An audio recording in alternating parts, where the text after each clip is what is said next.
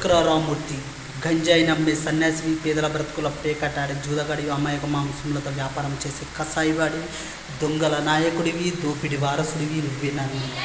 పులి చర్మం కప్పుకుని సింహం జోలికి పోయే నక్కలకు భయపడే వంశం నా బాడీలలో. వంక చక్రరామూర్తి, ఈరోజు నుంచి నీ గడియారంలో నిద్రపోతాను. It's my challenge. తల్లిదండ్రులు ఎవరో తెలియని ఒక అనాథన, ఒక మంచి మనిషి ఆదరణలో పెరిగిన ఒక పేదవాడిని, అక్షర జ్ఞానం కోసం దాచుకున్న ప్రతి రూపాయి, జోలలో వేసుకున్న రూపాయి నాకు ఇంకా గుర్తున్నాను.